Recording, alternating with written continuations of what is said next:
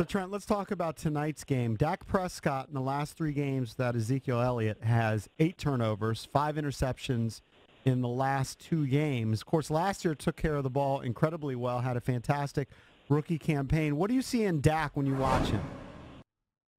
Well, I think it's pretty evident you need to have that balance.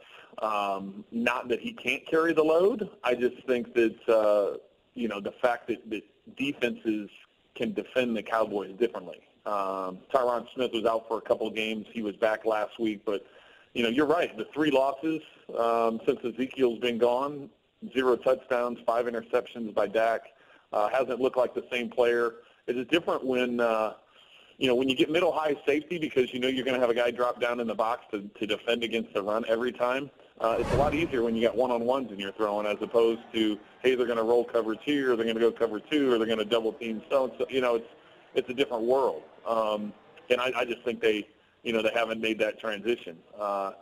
It'll be interesting to see, what Washington does defensively to him because, Dak came out and was got very defensive about some of the comments that was being made about him and about the team. So I'm anxious to see the game tonight.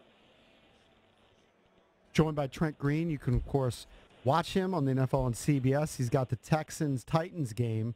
Marcus Mariota is an interesting guy. That team is playing really well. I thought last year you could see that he was coming on, but this year's kind of taken a step back with a lot of interceptions. What do you see in Marcus Mariota? The crazy thing about it is his completion percentage is actually up. So he's been more accurate with the football.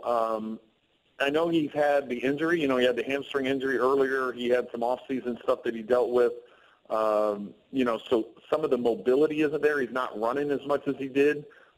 He's relying more on the pocket. So I think maybe that's affected him a little bit in terms of the interceptions, whereas maybe he wouldn't take those risks previously. He would just take off and run or maybe try and buy time in the pocket, and that would create some separation in the secondary for the receivers. But yeah, it's one of those things. They keep winning games. They put together a nice little stretch here. But I want to say they've won 5 of the last 6, I believe, and it's I just think some of it has to do with his health, and it's not the same type of game that what he's played in previous seasons.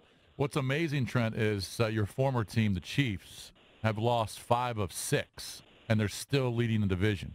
But my question is, what is going on with them? What is wrong with that offense now? They have been literally hard to watch. I don't know if there's I'm trying to think in recent memory where a team has started 5-0 and everybody said, hey, you've got the leading rusher, you've got the leading MVP candidate in Alex Smith, you've got, you've already beaten the Eagles, you've already beaten, New England at New England. I mean, it's they went from, hey, this team's going to make the Super Bowl to now I don't even know if they're going to win the division. So it was such a drastic fall off as to what's happened. Obviously, the whipping boy or the guy you're going to pick on most is the quarterback because that's what we all do, right? It's Alex Smith's fault, but in reality, I don't think the offensive line's played very well. Kareem Hunt is still second in the league in rushing, but we had the game last week, and I want to say, let's say he had 10 carries. I bet 6 of the 10 he was getting hit in the backfield before he even got to the line of scrimmage. I mean, it was like, guys were getting penetration all over the place. And I think what also has kind of clued in and talking to Buffalo leading up to that game, they weren't going to let Tyreek Hill win that game. They said, we're going to, bang him around the line of scrimmage. We're going to have safety help over the top. And I don't think they're scared of the other receivers. They made the calculated risk of getting rid of Macklin at the beginning of the season. Chris Conley was supposed to be the guy. Conley got hurt early in the season, and he hasn't been playing. Albert Wilson, Demarcus Robinson, I don't know how much fear that really strikes in to the minds of defenses. So they've got some issues on on offense, and then defensively they haven't done a very good job stopping the run. And that's kind of where it all starts, because if you can't stop the run, then you get the play action pass and on down the line. So it's been a crazy turnaround for them. Now their schedule is favorable. They still get 3 home games in the last 5, and they get the Chargers at home. So, but the way the Chargers have been playing, the way they're putting up some points. Do you think the Chiefs still win the West?